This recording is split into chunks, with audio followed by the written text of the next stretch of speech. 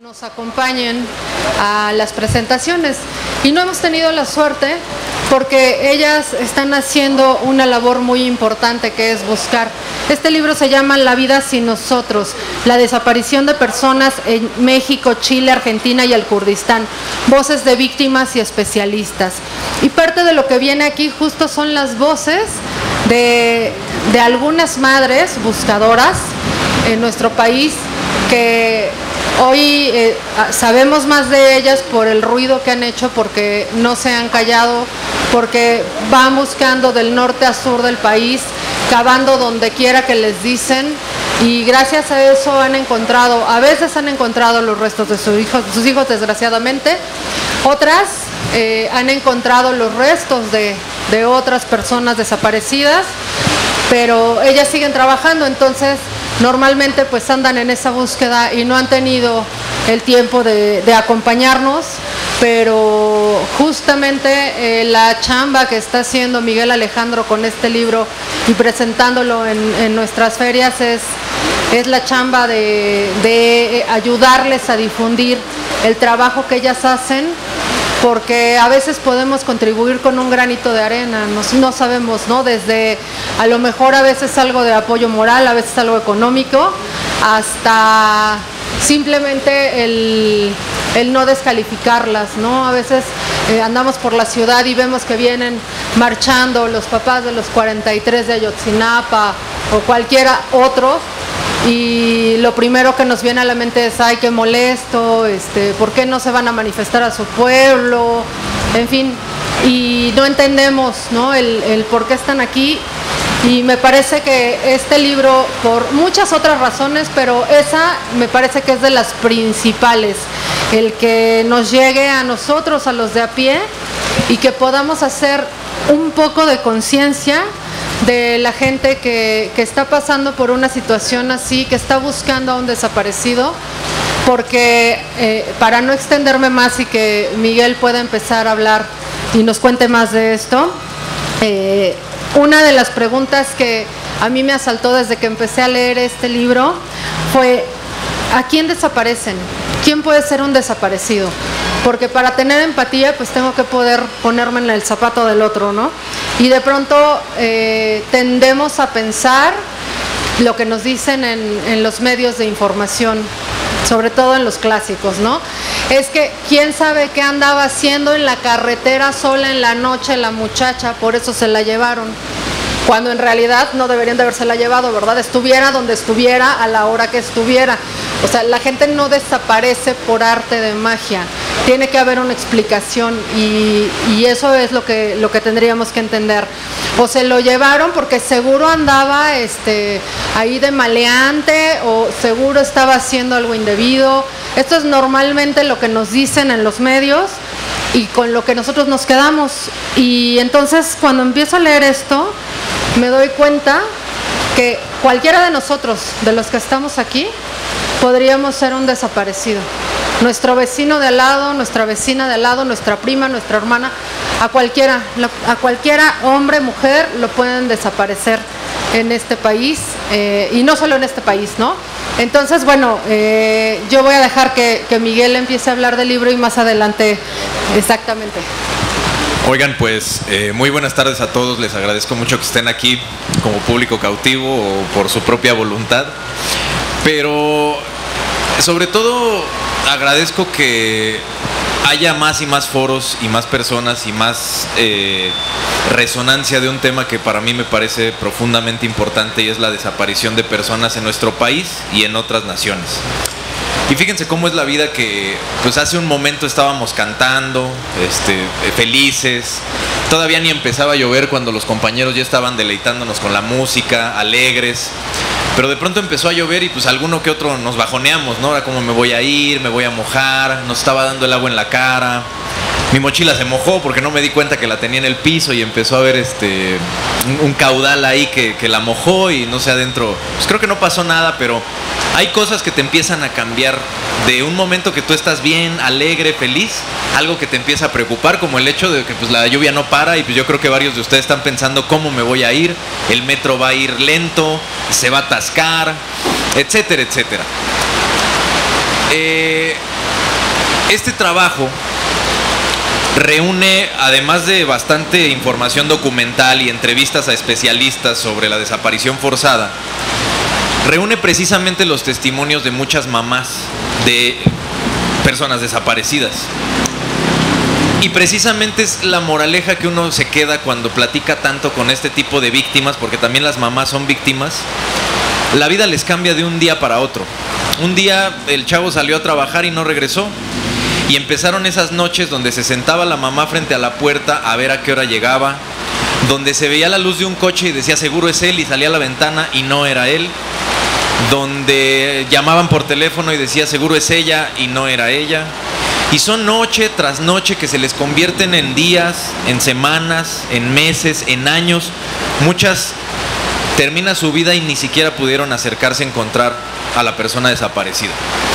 Y entonces un poco el libro trata de explicar los porqués, pero además los procesos tan turbios y tan tristes que existen en la búsqueda de justicia y en la búsqueda de verdad en nuestro país.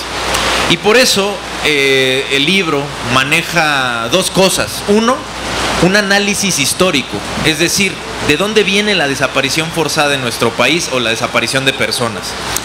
Por principio, creo que muchos de nosotros podemos ubicar la época que en México se le llamaba Guerra Sucia. La Guerra Sucia en México, pues parte de ello fue, por ejemplo, la matanza del 68, la del 71, pero la Guerra Sucia implicó mucho más que esos dos episodios, que son los que en la prepa o en el CCH, en la universidad o por ahí en los periódicos se recuerdan el 2 de octubre y se empieza a hacer la difusión.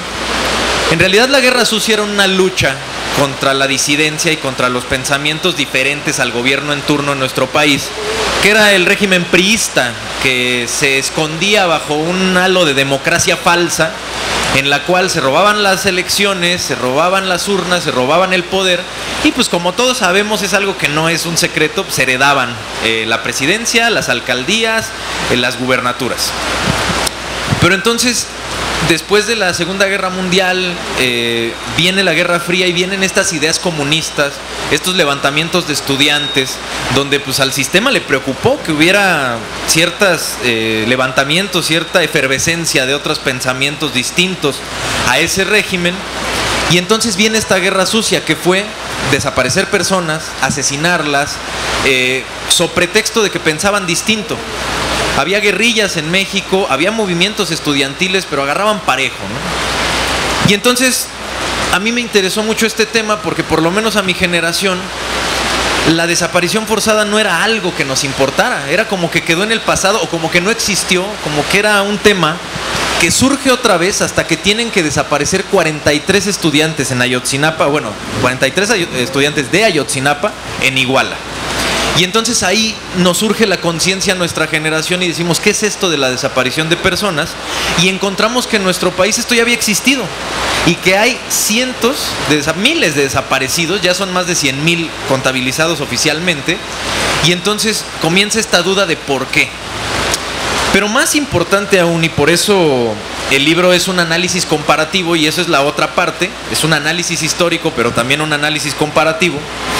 Más importante aún es, esto no solamente se dio en México. En América Latina todos sabemos que existieron dictaduras militares, y entonces las dictaduras militares desaparecían gente abiertamente. O sea, se sabía cómo los militares iban a donde creían que había movimientos importantes.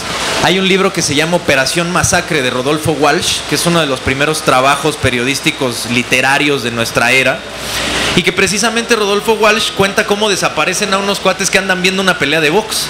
O sea, ni siquiera eran un movimiento estudiantil, pero los confunden y los desaparecen, y ya de ahí se desarrolla una historia. Pero en Argentina, en Chile, en Uruguay, la desaparición forzada sí tuvo un impacto de conciencia en la sociedad. Es decir, hoy decir un desaparecido en Chile es prender otra vez las alertas de la dictadura de Pinochet. Decir un desaparecido en Argentina es prender otra vez las alertas de la dictadura militar de Rafael Videla. Pero en México no era así, o por lo menos no estaba como esa llama, y por eso para mí era importante dar un análisis comparativo de diferentes naciones y de por qué para ellos sí fue un gran cisma y por qué para nosotros parece que pasó inadvertido ese proceso de la guerra sucia. Yo platico mucho, tengo la fortuna de ser profesor de universidad, de la FES Aragón, y de pronto le pregunto a mis alumnos, ¿alguno de ustedes sabe sobre la guerra sucia? Ninguno sabe, ¿no? Del semestre que sea. Porque son etapas que parece que se escondieron en nuestro país porque, insisto, nos las disfrazaron de democracia, ¿no? Pero cuando no era así. Lo que pasó en Argentina, en Chile, pues fue una cosa directa, abierta, fue inhumana, fue un experimento que aquí se explica en el capítulo referente a Chile de un economista llamado Milton Friedman, etcétera, etcétera. Entonces, el libro trata de reunir esa parte. Y algo muy curioso, este libro, cortesía de la Brigada para Leer en Libertad, se los van a regalar en un momento. Cuando ustedes leen el título dice desaparición de personas en México, Chile, Argentina y el Kurdistán. Y entonces de pronto me preguntaban muchas personas, pero ¿por qué el Kurdistán, no? O sea, que para empezar muchos dicen, ¿qué es eso? Y después, ¿por qué lo incluyes en un trabajo como de América Latina? Y les cuento rápidamente que a mí me interesa mucho ese tema del Kurdistán, Palestina, Oriente Medio, todas esas sociedades. Y sobre todo les llamo sociedades porque en el caso del Kurdistán es una nación que tiene identidad, que tiene lenguaje, que tiene bandera, que tiene cultura, pero que no es un país, no está reconocido como un estado, como un país, porque así lo decide el concierto internacional. Y aquí también lo explica en el libro, desde los acuerdos de Sykes-Picot de 1916 y todo un viaje después de la Primera Guerra Mundial. Pero el punto es que tratando yo de documentarme, y de ahí me surge la idea de cómo amalgamar el libro, compré un libro que se llama Crónicas del Kurdistán, de un periodista argentino que se llama Leandro Albani. Y en este libro me llamó mucho la atención que hay un movimiento en el Kurdistán que se llama Madres por la Paz. Hagan de cuenta que en el Kurdistán hay un conflicto. El Kurdistán está dividido en varias zonas, en varios estados. Es decir, ellos son una nación que habita en Siria, en Irán, en Irak y en Turquía. Ahí se reparten. Y los turcos no lo soportan a los kurdos. El gobierno tiene una cruzada contra los kurdos, cultural, de exterminio, de erradicación, de quitarlos de su territorio. Entonces, digamos que en vida o en existencia, los kurdos y los turcos, guerrilleros y militares, tienen conflictos y de pronto hay desaparecidos, como en cualquier guerra. Pues las mamás de estos desaparecidos, sin importar que sean turcas o kurdas, se unen en Madres por la Paz para buscar a sus desaparecidos. Es decir, sus hijos están en guerra, pero cuando desaparecen las mamás se juntan para buscarlos. Es ridículo. Así de ridículas son las guerras y así de ridícula es la necesidad de desaparecer a una nación y a un pueblo. Y por eso para mí el Kurdistán era muy importante incluirlo en este libro. Porque además de que fue lo que me inspiró a mí para humanizar el texto, que es justo a lo que voy, pues también me era importante citar un poco la desaparición, no solamente de personas, sino también de sociedades enteras. Pasa también en el saharaui, con esta lucha que hay entre el gobierno de Marruecos y los saharauis, ¿no? Que precisamente España hace poco ya desprotegió a esta que fue un protectorado, una colonia de España, y que ahora los marroquíes, después de la Marcha Verde de los 70, pues también tratan de asediarlos, ¿no? Entonces, esta es una muestra solamente de estas sociedades que también los tratan de desaparecer como naciones a nivel mundial. Por eso para mí la desaparición de personas era muy importante, y con ese libro que les acabo de citar, terminé de amalgamar cómo quería armar el tema. Pero entonces venía lo más difícil, que era sentarme a hablar con las madres de los desaparecidos. Para mí fue muy importante porque, como lo decía Alice, de pronto en los medios convencionales y empresariales de comunicación que todos conocemos, en la tele, en la radio, etcétera, pues si bien entrevistan a alguien o le dan mucha difusión a casos que cumplen con ciertas retóricas. Y para explicar esto me voy a ir a 2017. Creo que todos recordamos a este montaje que hizo Televisa de Frida Sofía. Una niña que no existió, pero que ¿por qué existió en los medios? Porque a nosotros nos educan que cuando hacemos periodismo de cobertura de catástrofe, no importa el rating, no importa la audiencia, o sea, lo que importa es dar cifras, dar nombres, dónde se necesita ayuda, es decir, poner al servicio de la comunidad del periodismo. Pero Televisa, pues eso no le interesa. Entonces, como uno prendía la tele y no le importaba si estaba viendo Milenio, si estaba viendo Imagen, si estaba viendo TV Azteca o Televisa, lo que quería hacer era la información, pues Televisa se ideó esta retórica para jalar gente a su audiencia, ¿no? Pues solo Televisa tiene la exclusiva de Frida Sofía. Y entonces, cuando termina toda la cobertura del sismo, pues simplemente, creo que estaban Loret de Mola o no me acuerdo quién sentados, se despiden, ¿qué creen? Que no existió, una disculpa, hubo una confusión y empieza María de todos los Ángeles. Pero durante la cobertura ya te tuvieron enganchado, ¿no? Entonces, un poco, para hacer el símil y con todo el respeto a cada una de las víctimas y de las familias, el caso de Devani Escobar fue muy sonado últimamente porque cumplía una retórica. Era interesante, o sea, una chica que en la carretera, abandonada, no dejen de lado también, era una chica muy bonita físicamente, entonces los medios se fijan en ese tipo de cosas y dan la cobertura ahí. Y a mí me parece que tendríamos que buscar más historias y dar más voces sin importar las retóricas o si es interesante o no. Yo no entrevistaba a las mamás preguntándome, oiga señora, pero en su historia va a haber algo impactante, porque si no, pues como que no me sirve. O sea, eso es una falta de respeto a la audiencia, a los lectores, pero más aún a las víctimas.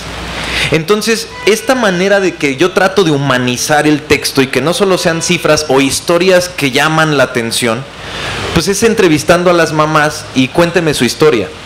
Desahóguese, que sea una catarsis para usted. Y entonces me encuentro con cosas pues muy fuertes, muy tristes, impactantes, difíciles de escuchar, difíciles de leer para los lectores que van a ser ustedes, pero que al final las mamás agradecen mucho. Les voy a poner ahorita unos audios de algunas de ellas que, como bien decía Alice, hemos tratado de que estén en algunas presentaciones, pero pues siempre nos cancelan a la última hora porque están buscando. Esa es su actividad y por eso se vuelven en madres buscadoras, ¿no? Entonces, el primer audio que les voy a poner es de Cecilia Flores. Ella es madre buscadora de Sonora. Ella fundó un colectivo que se dedica a buscar desaparecidos y que han encontrado un montón, tristemente y afortunadamente, depende de cómo se vea. Y que Cecilia Flores, pues, es una activista ya reconocida, y en el libro viene, así empieza la entrevista que yo le hago, algo que a mí me impactó mucho. Me dijo, yo un día le agradecí a Dios y dije, tengo todo lo que quiero. Tengo un marido que me quiere, que me cuida, nos vamos de vacaciones, tengo una casa grande, tengo mis hijos, yo le doy gracias a Dios, no necesito nada más. Y a la semana de que ella le estaba agradeciendo a Dios que se sentía afortunada por la vida que tenía, le desaparecen al primer hijo. Y 2 años después le desaparecen al segundo. Y entonces uno dice, la vida cambia de un momento a otro, ¿no? Esta es la voz de Cecilia Flores. Les voy a compartir un audio y después les comento el siguiente audio que les voy a compartir.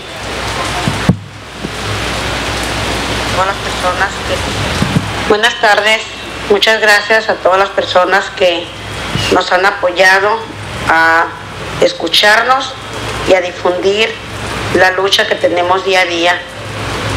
Mi nombre es Ceci Patricia Flores Armenta, presidenta y fundadora del colectivo Madre Buscadora de Sonora, un colectivo que nació a raíz de la desaparición de mi hijo Marco Antonio el 4 de mayo del 2019, ante la insensibilidad y la apatía de las autoridades para la búsqueda de nuestros desaparecidos. Fue que nacimos estas madres que salimos día a día a luchar por nuestros desaparecidos en los campos con pico y pala en mano. Tenemos una gran lucha. Desde hace casi 3 años hemos recuperado más de 900 personas sin vida y alrededor de 800 personas con vida entregadas a las familias en diferentes partes del país. Tenemos una lucha constante con la esperanza de algún día recuperar a nuestros desaparecidos, a nuestros hijos, de recuperar esa paz que un día alguien nos arrebató. La verdad, necesitamos el apoyo y la solidaridad de todas las personas para seguir esta lucha, que nos ayuden a compartir, a difundir las fichas de búsqueda de nuestros desaparecidos, que necesitamos que las autoridades sensibilicen y nos ayuden en las investigaciones y en la búsqueda de nuestros desaparecidos. Yo no quiero ser una estadística más. de esas madres que han muerto en el camino en la lucha por sus hijos, por encontrarlos y traerlos de vuelta a casa, y que lamentablemente nos ganaron esta batalla que tenemos. Se nos adelantaron en el camino, pero nosotras seguimos, las que quedamos, seguimos luchando por lo que todos queremos: traer de vuelta a nuestros hijos de vuelta a casa, recuperar la paz que un día alguien nos arrebató.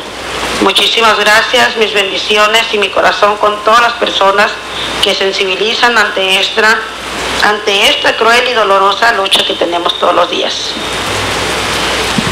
Bueno, ella es Cecilia Flores, y la siguiente mamá se llama Rosario Cervantes. Ella, hace poco le pedí que me dijera, para una nota que estaba haciendo para el medio para el que trabajo, cómo vive una mamá de un desaparecido, de una persona desaparecida, un 10 de mayo, porque pues apenas pasó el Día de las Madres. Le dije, bueno, ¿y cómo es para usted un 10 de mayo que se la ha pasado buscando a su hijo desaparecido? Y esto fue lo que dijo ella, vamos a ver.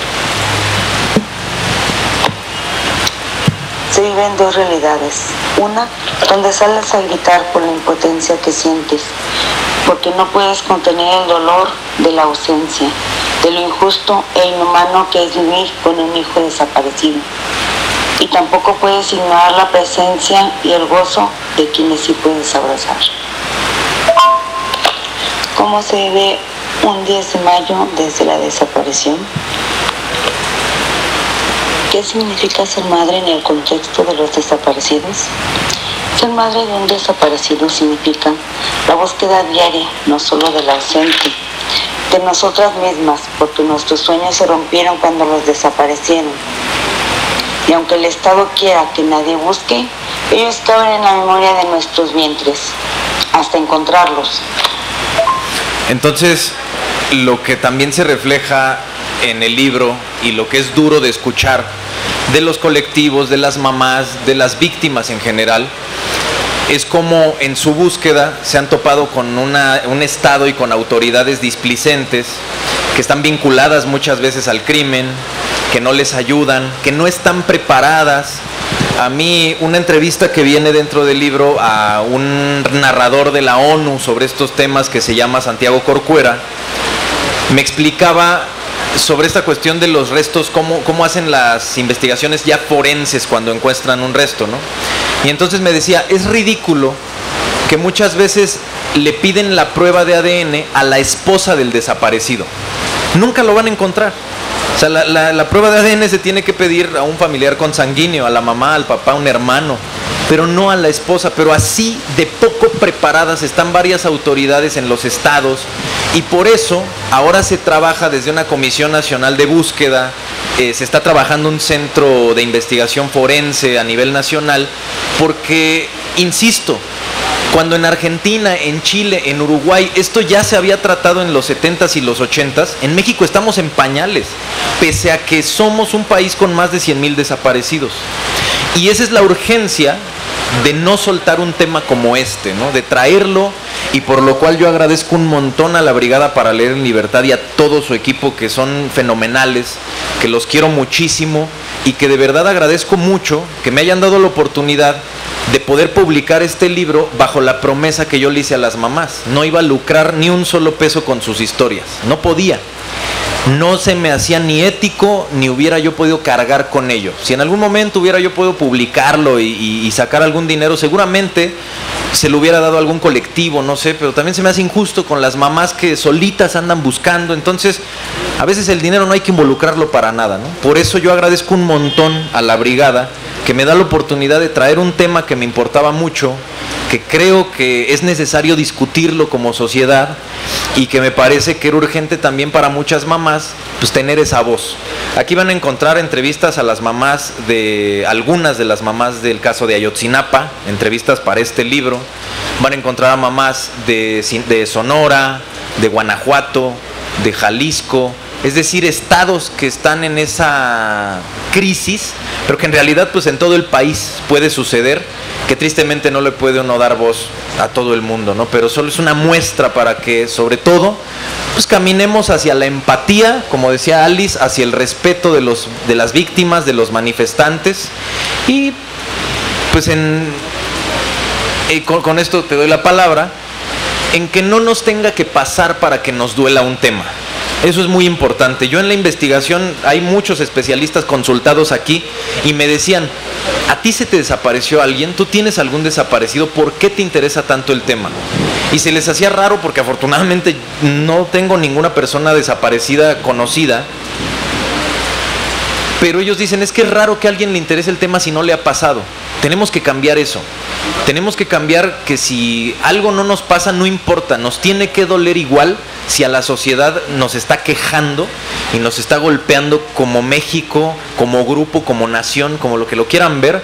Pero tenemos que buscar esa empatía sin necesidad de que nos pasen las cosas, ¿no? Alice. Miguel, decías algo muy importante que yo quiero otra vez traer a la mesa, y es, tenemos 100,000 desaparecidos. La cantidad es exorbitante para un solo gobierno. Esto claramente no ha sido de los últimos años, estamos hablando de muchas décadas hacia atrás, en las cuales no se ha hecho nada para ayudar a las familias. Perdóname, compañero. No se ha hecho nada por ayudar a las familias y pues ha ido creciendo el número de desaparecidos.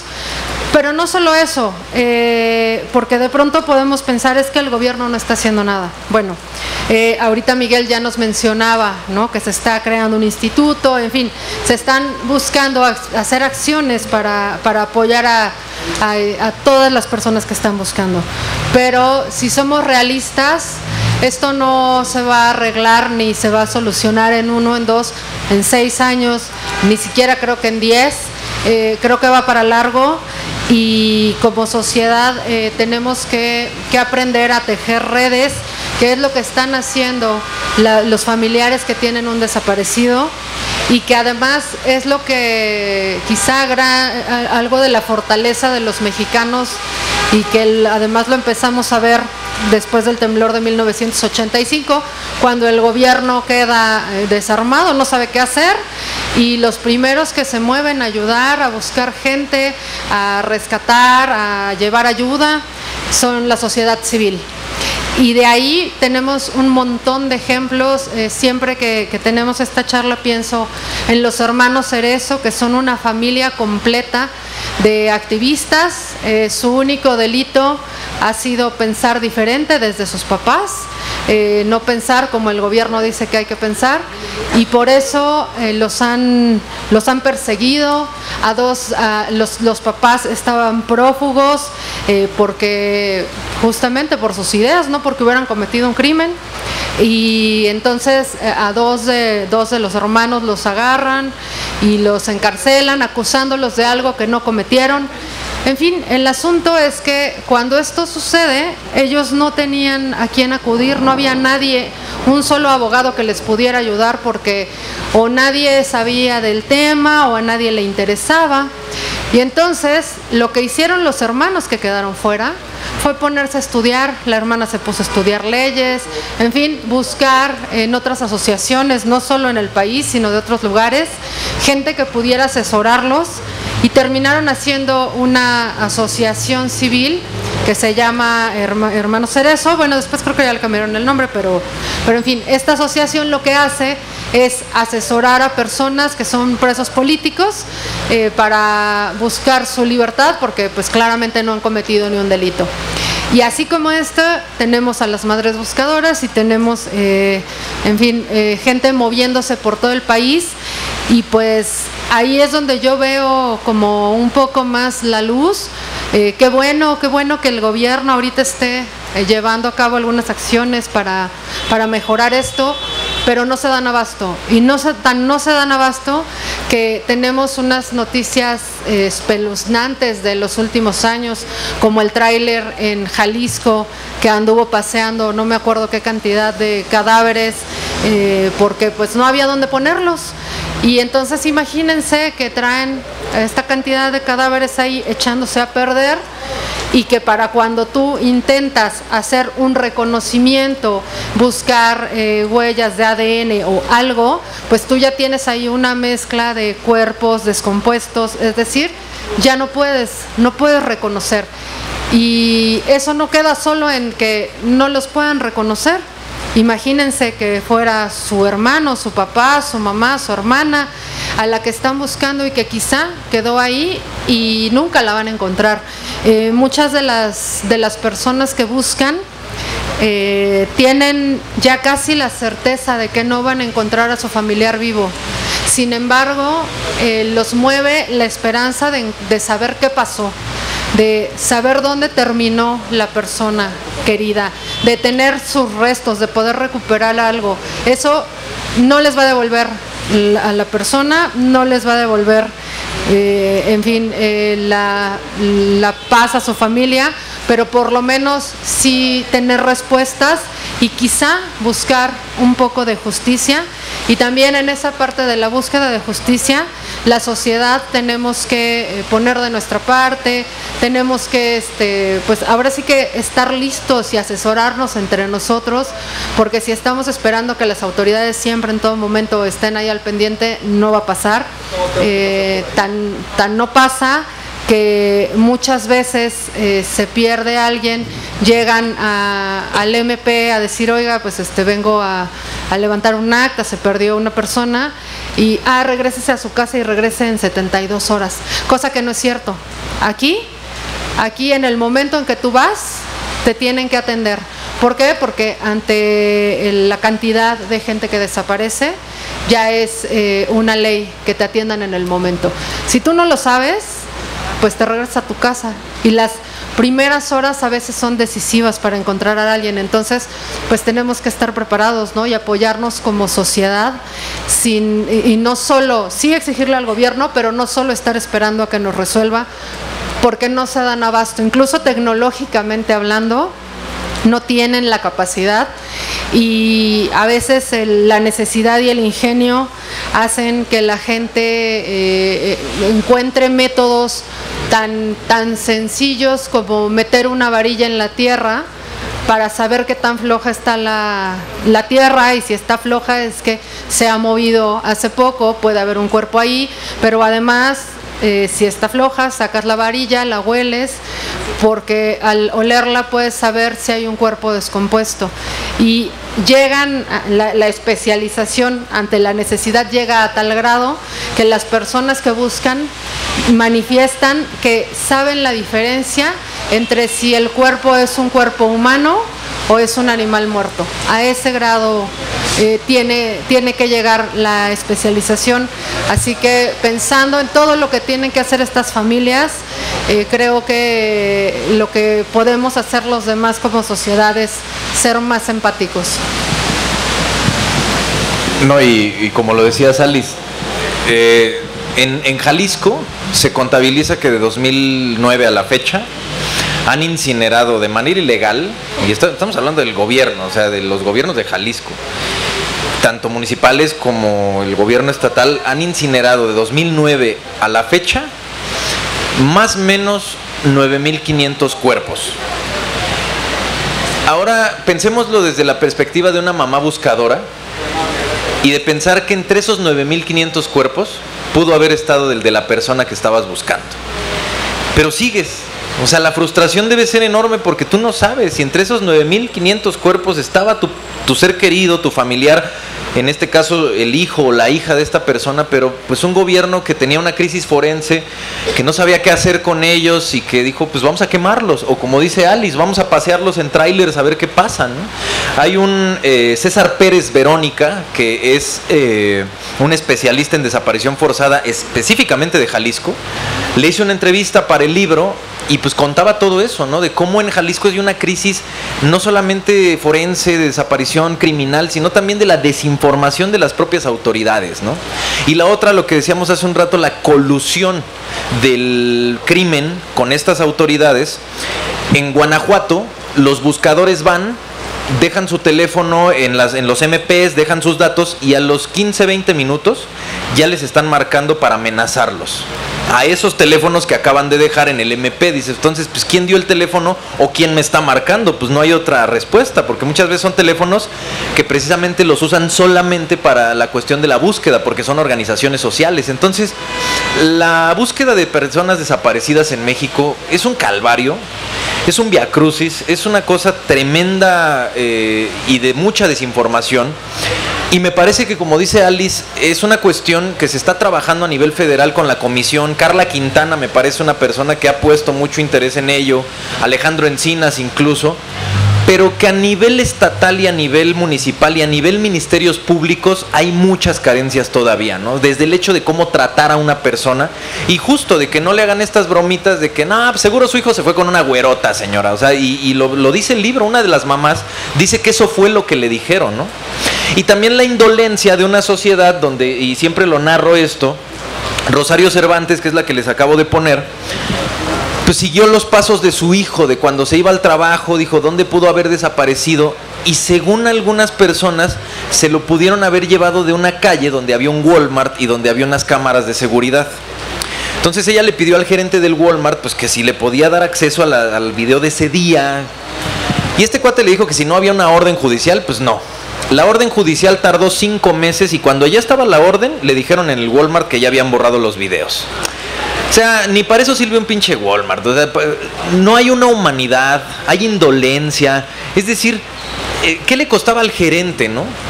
Ya, a lo mejor Rosario lo que quería saber era si ahí fue el último punto donde se lo llevaron, no sé. De veras que las mamás lo que quieren es una certeza de algo, como dice Alice. Muchas te dicen, yo no quiero justicia, o sea, no quiero que encarcelen al que lo hizo, no quiero que haya un proceso. Muchas te dicen, yo sé que ya no lo voy a encontrar vivo, lo siento, pero quiero saber qué pasó. O sea, por lo menos un hueso que me digan es de él, murió, pues con ese hueso le quiero hacer una misa y quiero ponerle una veladora. Es lo que piden. Entonces es estremecedor y te destroza el corazón pensar que alguien solo lo que pide es esa certeza, ¿no? Y como lo decía, lo remembra mucho Alice en las diferentes presentaciones que hemos hecho, porque bueno, también hay que comentarlo, Alice es la editora del libro, o sea, es quien editó el libro. Y una de las madres, yo le hacía la pregunta, ¿qué haría usted o qué pasaría si su hijo entra por la puerta? Después de como 5 o 6 años de que lleva buscándolo. Dice, lo abrazaría, le diría que lo quiero mucho, que lo extrañé, pero ya no volvería a ser lo mismo. Porque cuando él se fuera donde fuera, a la tienda, a trabajar, yo ya no estaría en paz. Yo querría ir con él a todos lados. A mí me destruyeron la vida. Así aparezca mi hijo con vida, porque yo ya no puedo estar en paz ni feliz. Entonces son cosas que, aderezadas con todo lo que vemos en los noticieros de televisión, de cómo tratan a los cuerpos de desaparecidos, de cómo el crimen organizado tiene ciertas estructuras y estrategias, etcétera, pues para las mamás es un infierno y en general para las familias y seres queridos de por lo menos 100,000 desaparecidos en este país. Hay veces que en las presentaciones alguien se para y dice, yo tengo un desaparecido desde los 70s. ¿Cuánta historia no tiene de búsqueda, no? La familia de Rosendo Radilla, que por eso el libro parte desde 1974, porque para mí yo parto desde Rosendo Radilla para el presente, ¿no?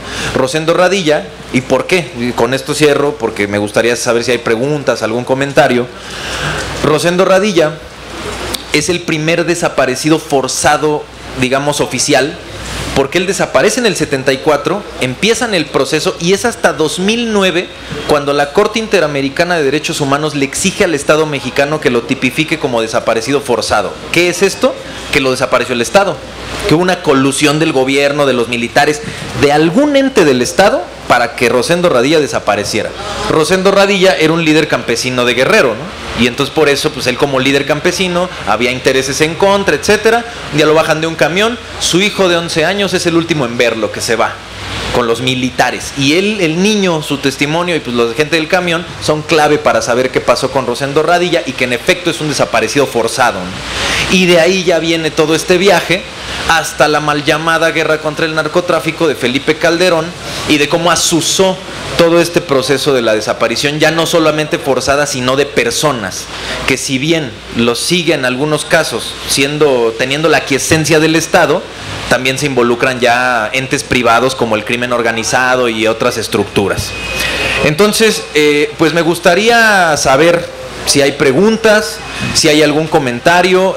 Antes de pasar con ustedes, simplemente decirles, me pueden seguir en mis redes, Miguel Alejandro Rivera en Facebook o @Miguel Ale Rivera en Twitter y en Instagram para cualquier cuestión. Ahí seguimos subiendo cuestiones de presentaciones, de mis otros trabajos, de mis libros. Y para quienes les guste escribir y quieran publicar, tenemos una página que se llama Paradigma Periodismo de Largo Aliento, Paradigma PDLA. Entonces también, si les interesa, manden a mis redes un mensaje y les paso toda la información, por si a ustedes les gusta escribir y quieren publicar en línea y quieren pasar los links y quieren tener como más difusión de su trabajo.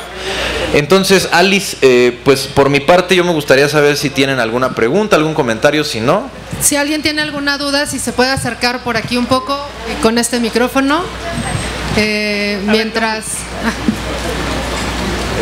Mira, sí, allá y creo que por allá. ¿Sí llega? Gracias, voy a leer con atención tu libro. Gracias. Bueno, yo creo que es una verdadera odisea estar buscando a la gente y a ver si se la pueden encontrar.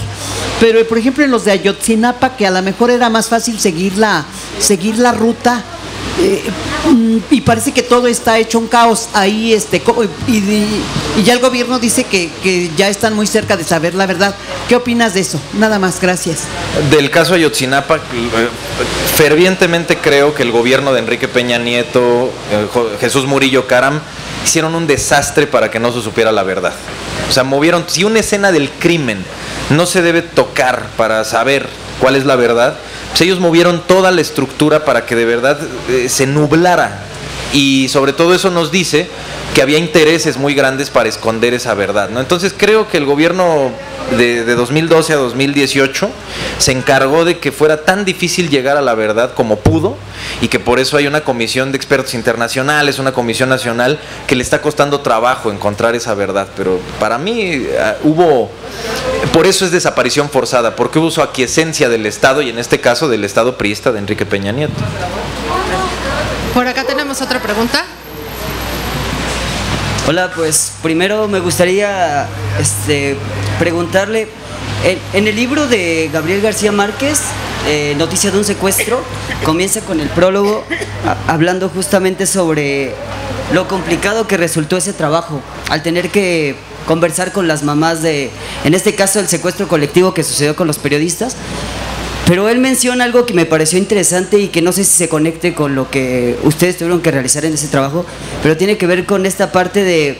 Él decía que algo que para él era doloroso era que, pese a todo el trabajo y el esfuerzo que conllevaba realizar ese libro, a él le dolía que no podría más que generar como... volver a abrir esas heridas en las madres y pues no poder ayudarlas más de eso.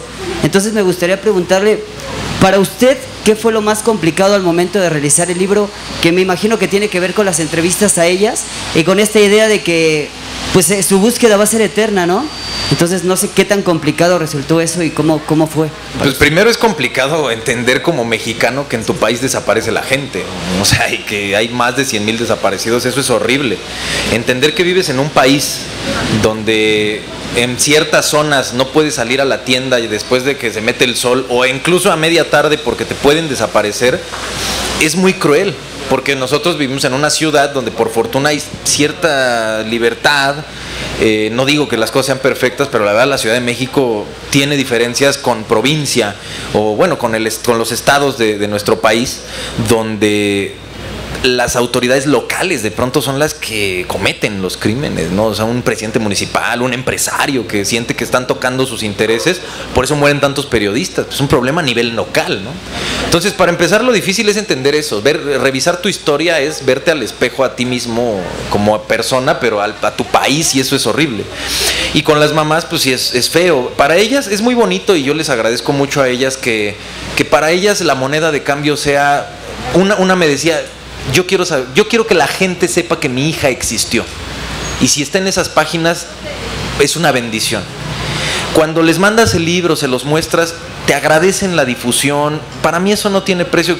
Digamos que es difícil, pero pues pues les agradezco mucho a ellas lo lindas que son en ese sentido de decirte, no, pues esa chamba vale y gracias, ¿no? Pero sí es gacho saber qué es lo más que podemos hacer. Y yo por eso, ahora sí que literal llueve, truene, lo que pase, pues cuando me invita la brigada, con mucho gusto asisto, pues para que nos llevemos ese mensaje de empatía con los demás. Y ese, para mí esa es la moraleja de estas presentaciones. No esperemos a que nos tenga que pasar para sentir cariño, comprensión y empatía por el otro que tiene un problema. Algo que aprendí de esto: a las víctimas nunca se les critica.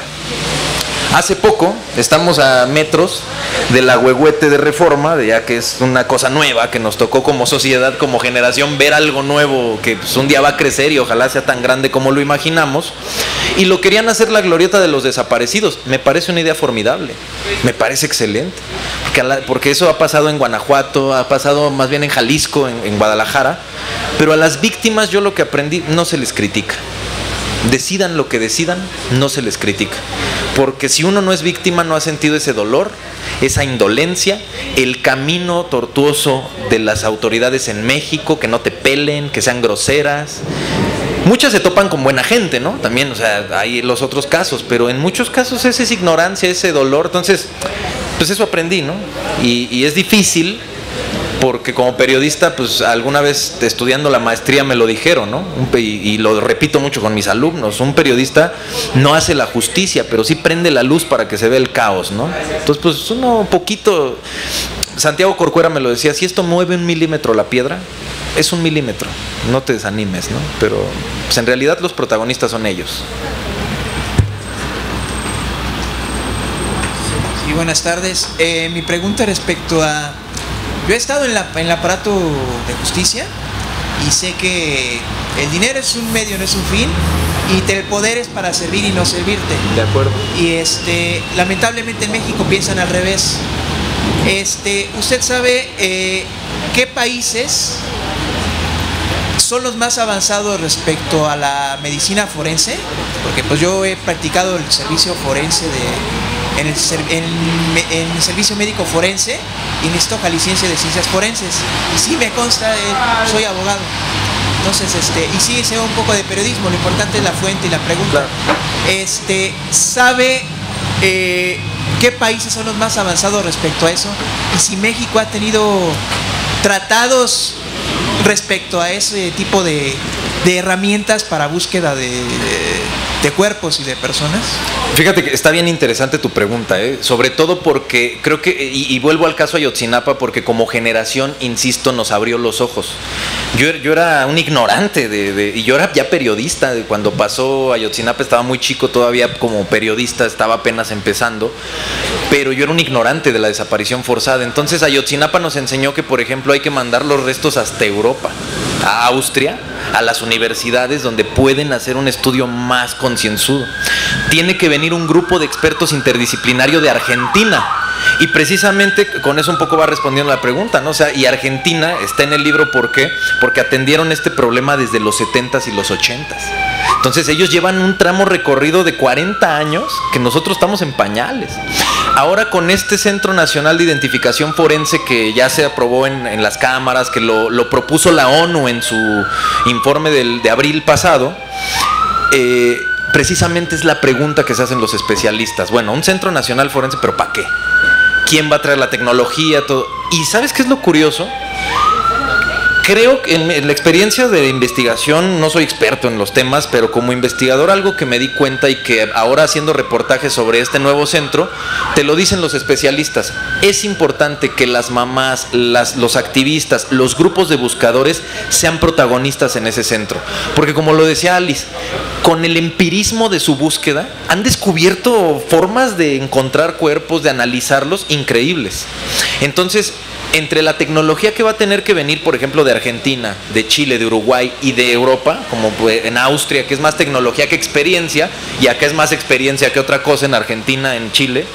Yo el Instituto Jalisciense, don Alberto Cárdenas, o sea, yo estuve ahí y sé que están en pañales, o sea, Exacto. Pero qué bueno que ya se empezó. O sea, por lo menos es una luz ahí al final, porque lo importante va a ser eso, que a las mamás, que a los grupos no se les desplace. Y entrevistas a las mamás y te dicen eso. Qué bueno que va a haber un centro de identificación, pero que no nos vayan ni a estorbar ni a ignorar, ¿no? Entonces, el Estado tiene que servir como un vínculo social. Sin la sociedad el Estado no funciona. Y ojalá que las autoridades, que creo que las veo abiertas, Alejandro Encinas, Carla Quintana, ojalá que sí tomen en cuenta eso. Pero es una excelente pregunta y creo que son los países sudamericanos por la experiencia que han tenido, ¿no? Y te agradezco. Hola, buenas tardes. Bueno, en primer lugar, agradecer a la Brigada para leer en libertad por el regalo, obsequio del libro. A ustedes también, como escritor, como editora. Y yo tendría como dos preguntas. Una sería, como escritor, como qué... ¿Cómo sería la pregunta? ¿Cuál sería el significado o qué te llevas de haber escrito este texto, este libro, esta investigación? Porque a veces, o sea, por el tema a veces es complicado, ¿no? Yo de hecho estoy como estoy en proceso de tesis y todo este rollo.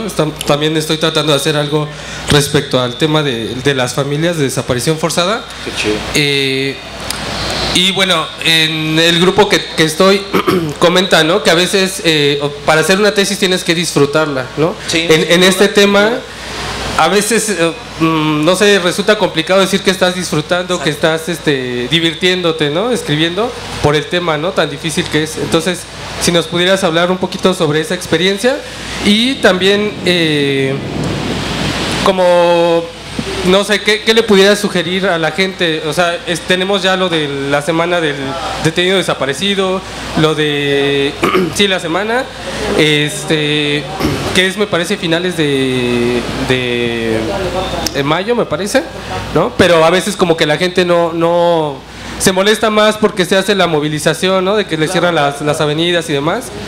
También como que la gente a veces no se solidariza tanto con la causa. Entonces, como que, ¿cuál sería el llamado a la gente? Gracias. No, bueno, la primera pregunta es muy personal porque pues, la Brigada lo sabe. Yo llegué con ellos leyendo cuentos. Yo soy escritor también de literatura. Yo he leído aquí innumerables veces mis cuentos con ellos. Y así llegué con ellos, leyendo cuentos de libros que yo tenía publicados. Entonces, yo de formación soy periodista.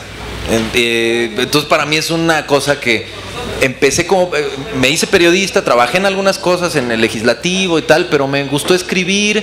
De pronto una editorial me dijo va, y empecé como con el rollo literario, y yo tenía una deuda conmigo y lo puedo decir así, con el periodismo, de hacer un buen trabajo periodístico de largo aliento. Entonces para mí este libro significa, tú lo dices como escritor, mucho, porque es mi primer trabajo periodístico grande. Tengo publicaciones en varios medios, tal, pero para mí este significa mucho. Y que sea sobre desaparición forzada significa más, porque es un tema que pues, me parecía urgente, me parecía que había que darle voz a esas mamás, a las víctimas, a visibilizar el problema. Entonces, en efecto, no es que se disfrute, tienes toda la razón, y lo hemos hablado con Alice. Cuando yo regalo el libro, cuando me dicen va a haber una presentación, pues cuando presentaba yo mis novelas o mis cuentos, pues era cotorreo total, ¿no? Era o lloras o te ríes, y es padrísimo, y dices, qué chido que voy a presentar, o te regalo mi libro, disfrútalo, o cómpralo, que lo disfrutes. Este libro no se disfruta, tienes toda la razón. Y no es chido escribir sobre este tema, no es agradable, por supuesto, pero es bonito hacerlo en el proceso, y aunque sientes cosas bien gachas, hay que hacerlo, ¿no? Porque si no, ¿para qué? O sea, también no vamos a estar escribiendo de cosas bonitas siempre cuando nos está quejando. Si fuéramos suecos, finlandeses, pues quién sabe de qué podríamos escribir, ¿no? O sea, no sé, si fuera yo un periodista finlandés en Finlandia, que no va a otros lados, pues no creo que haya desaparición forzada, pues serían otros temas, ¿no? Y a lo mejor sí podríamos hablar de cosas más alegres, pero mientras no solucionemos los problemas de nuestra sociedad mexicana, hay que escribir de cosas que duelen, que molestan, y que no es que se disfruten, pero que dices, bueno, pues hay que hacerlo, ¿no? Y pongo mis herramientas al servicio de las señoras, de los especialistas. Yo lo digo, y lo digo de corazón, soy un compilador. En realidad los que saben están aquí adentro, y por eso les regalamos el libro, para que lean lo que ellos dicen, ¿no? Traerlos a todos a presentar es un rollo, ¿no? Y por eso como periodistas nos toca esta cuestión de hablar, de presentar, pero honestamente los que saben están acá y pues uno se pone al servicio, ¿no? Y agradecemos a la brigada que nos ayuda a difundir, ¿no? Muchísimo. Miguel, antes de que se nos acabe el tiempo, yo quería preguntarte o que nos platiques de esta parte del libro. Hace rato hablabas de justamente el trabajo del periodismo, del periodista. ¿Qué pasa con los periodistas desaparecidos en nuestro país? Todos los días escuchamos, o casi todos los días, de un periodista que o está en riesgo su vida o ya lo mataron. Pero esa no es la única forma de, o sea, ¿por qué desaparecen a los periodistas? Sí. ¿Y de qué formas? Porque no solo es físicamente. Sí. Es que hay un capítulo en el libro sobre la desaparición de periodistas. Hay una tabla que trae los nombres de ellos, ya lo tienen ustedes en la mano, pueden revisar. Hay una tabla que trae los nombres de los periodistas desaparecidos de 2000 para acá. Es un problema. Pero hay algo que, y qué bueno que lo señalas, Alice, porque últimamente se ha dicho que hay una guerra contra los periodistas, ¿no? Porque el presidente sale en la mañana a la conferencia matutina y dice que los medios, todo. Hay que ser, no hay que ser tan ingenuos, o sea, sabemos a qué se refiere el presidente con esos medios, o sea, sabemos quién. Si creemos que Carlos Loret de Mola es periodista, ya tenemos un problema, ¿no? O sea, la verdad, por lo menos eso pienso yo. Y de ahí partimos. No hay una cruzada contra los periodistas, hay una cruzada contra ciertos comunicadores que por intereses económicos tratan de manipular a través de los medios masivos. Se habla de censura. Nunca antes Carmen Aristegui ha tenido tanta difusión. Está en tele, está en internet, está en la radio. Pues ya quisiera yo esa censura, ¿no? Pero pues simplemente porque hay un diálogo de interlocutores. Y claro, el presidente no es cualquier ciudadano. Teniendo la tribuna presidencial, pues sí, es un discurso que tiene un peso preponderante. Sin embargo, el asesinato de periodistas, el acoso a periodistas se da sobre todo a nivel local, y está en el libro esa explicación. Y vienen 2 entrevistas en los anexos a 2 periodistas que, en mi parecer, estuvieron a punto de desaparecer, pero no pasó. Uno de ellos, precisamente Héctor Valdés, se visibiliza en una mañanera del presidente. Va a ir en mayo de 2019, me parece, toma el micrófono y tiene, creo que el récord de tiempo de participación, de que no es el presidente el que está hablando. Como 20 minutos narró su viacrucis de cómo en Carrillo, Puerto Quintana Roo, el presidente municipal lo andaba acosando para matarlo. Le aventaron bombas molotov, le tenían ahí ya unos halcones vigilándolo, y entonces por eso él sale de Carrillo Puerto a exiliarse en la Ciudad de México. Y esa también es una forma, valgan las diferencias, o sea, hay que tener conciencia de lo que es una desaparición tal, pero también el silencio y obligarte a un periodista a no ejercer tu trabajo también es una forma de callarte y de desaparecer una parte de ti, hablando de desapariciones, ¿no? Entonces, esa entrevista se llama No me quiero morir, de Héctor Valdés. Está en línea, está en el portal de Abarlovento, creo que está, Homo Sapien ya no está, está en Paradigma, la tenemos ahí, y viene en el libro, ¿no? Y es una entrevista que a mí me dolió mucho. El cuate, yo lo vi en la mañanera y lo contacté, ¿no? Yo en ese tiempo era jefe de información del programa, del noticiero de la 1 del 6:20, del AM. Le dije, oye, quiero que vengas, ¿no? Pero primero te quiero hacer una entrevista yo, la quiero publicar en el portal donde trabajo y tal. Entonces lo contacté y yo me di cuenta. Pasó 2 veces, vio si era yo, o sea, el tipo tenía miedo, dijo, pues ¿qué me quiere? O sea, ¿qué tal que no es quien dice que es? Entonces, ya dejarte esas huellas de que ya no puedes tomarte un café con otro colega que te dice, oye, te quiero hacer una entrevista, y llegar tranquilo al lugar, ya hay algo ahí feo, ¿no? O sea, de que ya te tienes que andar cuidando. Pasó 2 veces, yo lo vi, pues, lo veía por fotos, yo lo vi, dije, este cuate, y volteaba todo, hasta que dijo, no, pues como que se ve de confianza. Pues aventamos una charla de 4 horas, somos cuates, y por eso quise incluir en el libro esa entrevista de cómo narra el acoso del gobierno a los periodistas, pero un gobierno local, un gobierno de un presidente municipal. ¿Qué tiene que ver ahí una cosa con la otra, ¿no? Entonces hay que tener mucho cuidado cuando escuchamos una narrativa en los periódicos, en la televisión, muchísimo cuidado de qué nos quieren decir, ¿no? Porque el acoso a periodistas es muy relativo el asunto. Y pues no sé si alguien más tenga alguna pregunta antes de despedirnos. Manuel Buendía, hay un libro que se llama también no recuerdo el título, pero es de un periodista que se llama Alfredo Corchado, que también él narra que tiene que escapar de esta parte. Manuel Buendía es asesinado por su columna Red Privada, ¿no? Que se publicaba casi que en todos los periódicos del país, en provincia, etcétera. Entonces, efectivamente, no es una cuestión local muchas veces, y hay que tener cuidado con cómo tratamos esos temas.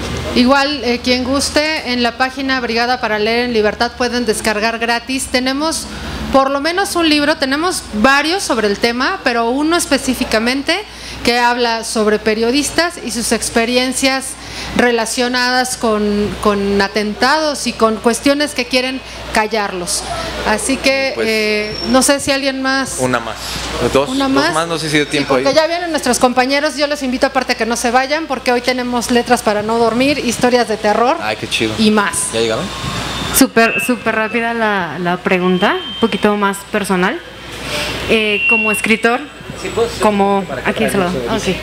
Más como tocar esa parte del ser humano que eres, periodista, docente, ¿qué cambió en ti al terminar ese libro? O sea, ¿con qué conectaste? Utilizaba Alice y tú la parte de la palabra la empatía, ¿no? Que no necesitamos sufrir para sentir lo que el otro.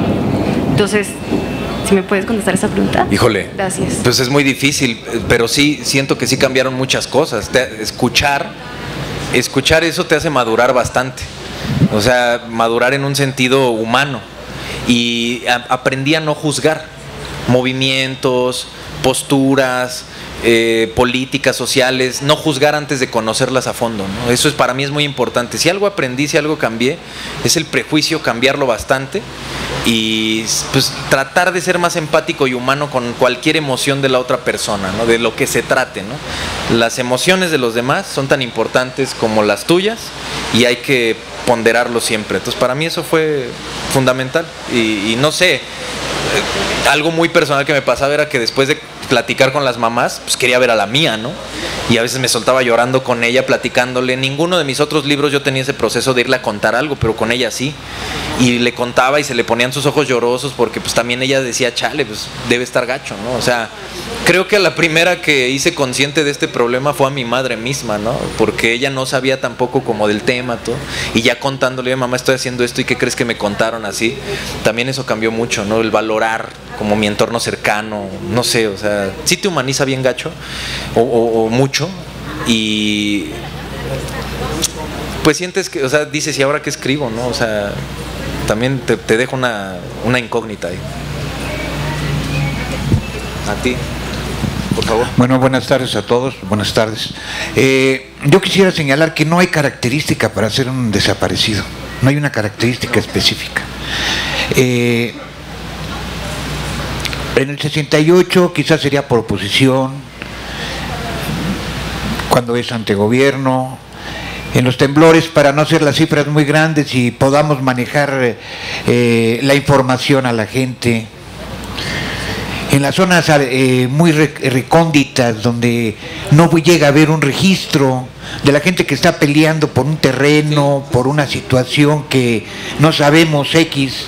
Entonces yo quisiera resaltar que cualquiera de nosotros puede desaparecer en cualquier momento, no hay una característica especial para ser un desaparecido. De acuerdo. Gracias. De acuerdo, estoy totalmente de acuerdo y sobre todo, si en algún momento fue muy político que estamos hablando de la guerra sucia, la guerra contra el narcotráfico, mal llamada guerra contra el narcotráfico, lo ensució todo.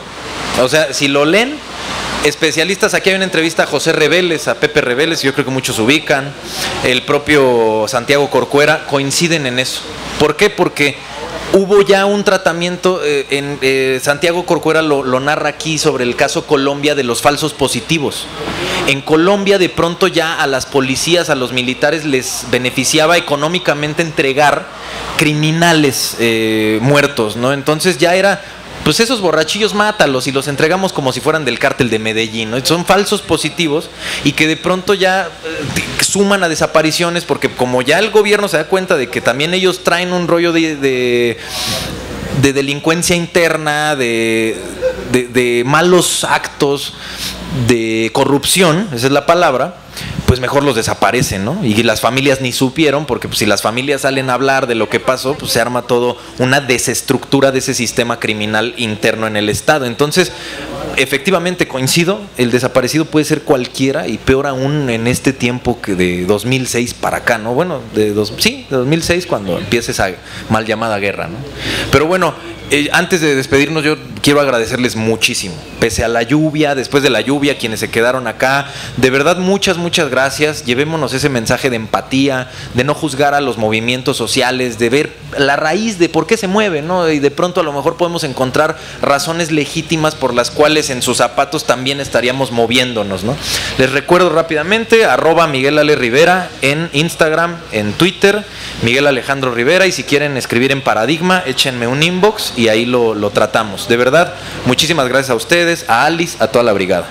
Muchísimas gracias por acompañarnos, no se vayan, el siguiente tema va a estar bien interesante, yo sé lo que les digo. Si a alguien le faltó libro, por favor me levanta la mano y ahorita se lo llevo directamente a su lugar. Ok, pues muchísimas gracias y un aplauso para los...